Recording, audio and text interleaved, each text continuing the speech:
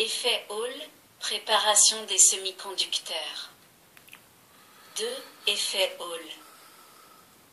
L'explication sur la circulation du courant dans un semi-conducteur du type P peut sembler complexe, du fait qu'elle suppose une conduction due à des charges positives. Cependant, le phénomène est justifié par les mesures relatives à l'effet Hall qui mettent en évidence le déplacement de charges positives, trous, dans un semi-conducteur du type P. L'effet Hall, du nom du savant qui le découvrit, peut être mis en valeur par l'expérience montrée schématiquement figure 6. Supposons d'abord qu'une tension continue soit appliquée à un bloc conducteur en matière ordinaire à l'aide de deux plaques A et BB. Dans ce cas, le courant traversant ce bloc est formé d'électrons circulant de BB vers A. Plaçons ensuite le bloc dans un champ magnétique uniforme, créé par un aimant, de façon que les lignes de flux soient perpendiculaires au bloc. Les électrons circulant dans le bloc sont influencés par le champ magnétique et tendent à se déplacer dans une direction perpendiculaire à celle de leur propre mouvement et des lignes du champ magnétique. Dans le cas illustré figure 6 où les électrons se dirigent de BB vers A alors que les lignes de force vont du haut, pôle nord, vers le bas, pôle sud, les charges tendent à se déplacer sur la droite de leur mouvement initial. Il en résulte que ces charges, électrons, ne sont plus uniformément réparties dans le bloc, mais se concentrent sur le côté AB. Cette accumulation des électrons produit un effet qui peut être mis en évidence par un voltmètre très sensible.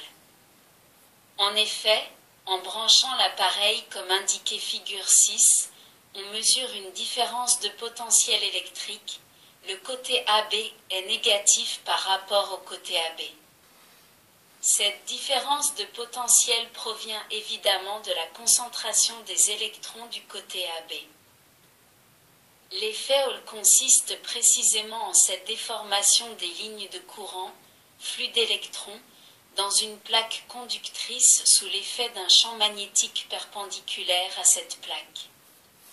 Cet effet se vérifie encore dans le cas d'un bloc semi-conducteur N, du fait que ce sont les électrons qui forment le flux de courant le plus important.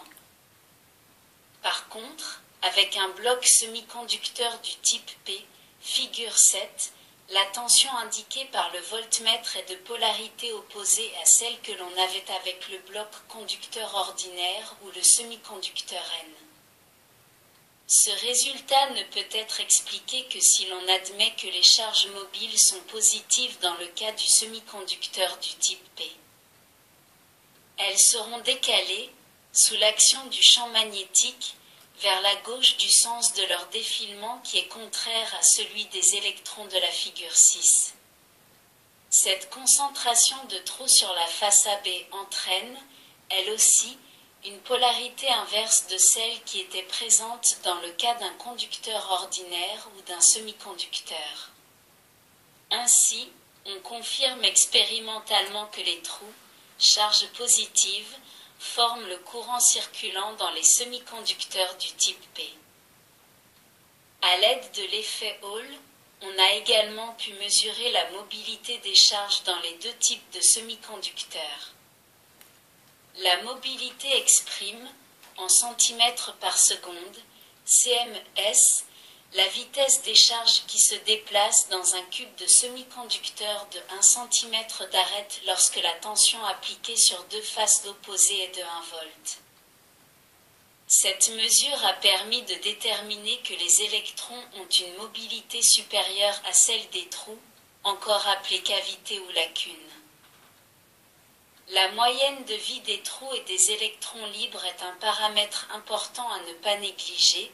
Elle correspond à l'intervalle de temps qui s'écoule entre le moment où dans le semi-conducteur la concentration des trous et des électrons libres subit une variation, et celui où elle revient à la conduction d'équilibre, recombinaison des charges. 3. La préparation des semi-conducteurs pour usage électronique. Le germanium et le silicium sont les semi-conducteurs les plus largement utilisés dans la fabrication des composants électroniques. On trouve le germanium sous forme de sel minéral dans certains types de roches, la houille ou charbon fossile, les minerais de zinc et de cadmium. Une grande partie du germanium destiné aux usages électroniques est extraite des sous-produits des transformations industrielles de la blinde, minerais de zinc, et du carbone fossile, la houille. En soumettant à des traitements opportuns les suies du carbone et les scories du minerai de zinc, on obtient un composé du germanium appelé bioxyde de germanium. Le bioxyde ainsi extrait est loin de posséder la pureté demandée. Il contient en effet de nombreuses traces d'éléments étrangers qu'il convient d'éliminer par des moyens chimiques avant d'extraire le germanium. Le bioxyde de germanium purifié est placé dans un creuset qui passe dans un four à atmosphère d'hydrogène et en sortie, on obtient du germanium, figure, hémotique. Celui-ci a un aspect blanc argenté, brillant, il est déjà relativement pur, mais pas assez pour l'utilisation dans l'industrie électronique. Pour obtenir la pureté voulue, on met le germanium dans un creuset de graphite qui passe lentement dans un four tubulaire spécial, illustré schématiquement figure 9a. Le four est constitué d'un long tube de quartz sur lequel se trouvent des bobines parcourues par un courant très intense de haute fréquence. Ce courant produit à l'intérieur du four un champ magnétique variable particulièrement puissant sous chaque bobine. Ainsi, dans le germanium qui se trouve sous les bobines, il se produit un fort échauffement et une fusion rapide. La fusion du germanium reste limitée aux zones placées sous les bobines. Par conséquent, tandis que le creuset avance lentement d'une extrémité à l'autre du four, les zones en fusion se déplacent dans le germanium dans le sens opposé à celui du creuset. Le front de solidification qui avance de gauche à droite, fig 9b, en suivant la zone en fusion, peut se comparer à un filtre poreux qui laisse passer le germanium et maintient les impuretés dissoutes dans la zone fondue. L'opération se répète sous chaque bobine et à la sortie du four, on obtient un germanium d'un haut degré de pureté. Comme le germanium, le silicium destiné à des usages électroniques doit être très pur. Normalement, le silicium est extrait du bioxyde de silicium en portant un mélange sable-charbon à une température de 3000 degrés Celsius. Le silicium que l'on obtient par ce procédé contient 2 à 3% d'impureté, alors que pour l'utilisation en électronique cette valeur doit être inférieure à 0,05%. On peut obtenir un certain degré de pureté en traitant chimiquement le silicium avec différents acides. Depuis quelque temps, on obtient cependant de meilleurs résultats à partir du traitement chimique d'un sel de silicium au lieu du sable. Pour le raffinage physique des cristaux de silicium, on utilise une variante de la méthode illustrée figure 9a. La barrette de silicium est placée dans la position verticale au centre d'un four tubulaire HF. Le long de la paroi externe du four, on fait descendre une spire parcourue par un courant HF intense. En correspondance avec cette spire, on forme dans le silicium une zone fondue qui se déplace dans la barrette d'une extrémité à l'autre. L'action filtrante s'exerce ainsi de la même façon que celle décrite pour le germanium, figure 9b. Le procédé est répété plusieurs fois afin d'obtenir le degré de pureté nécessaire. 4. Culture et dopage des monocristaux.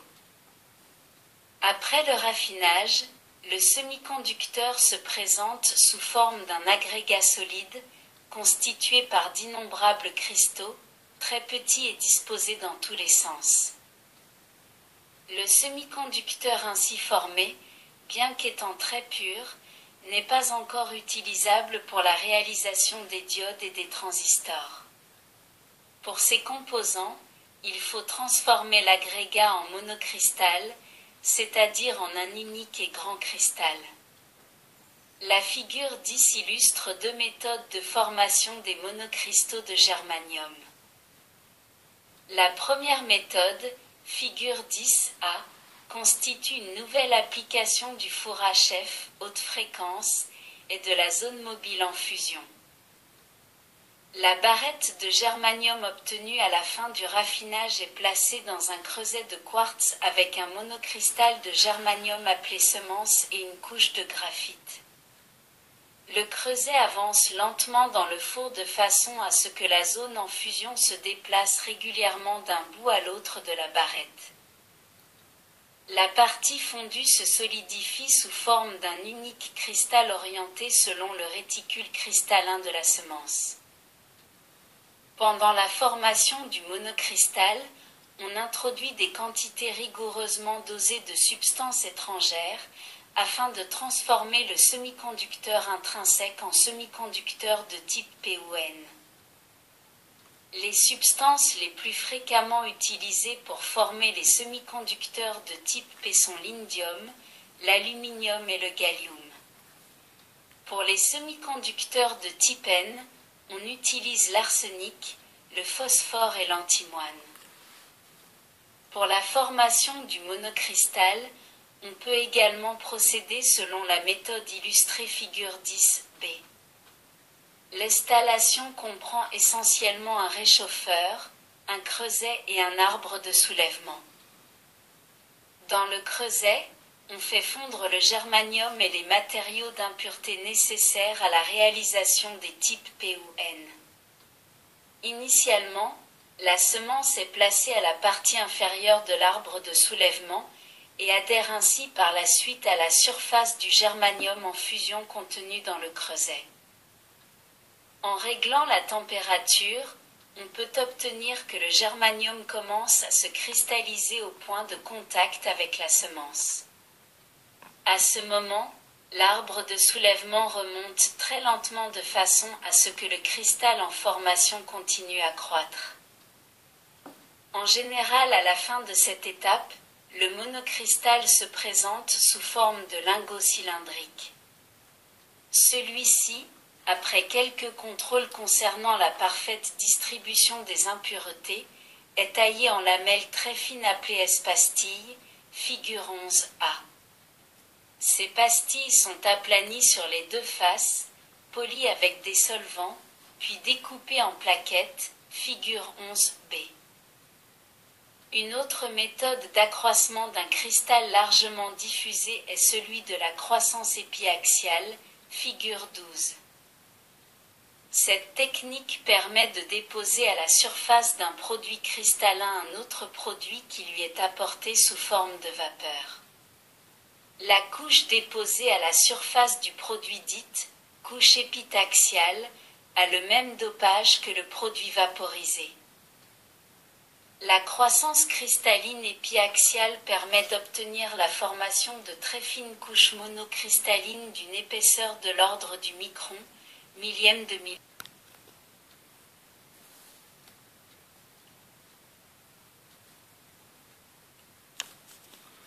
Merci de votre écoute. À la prochaine.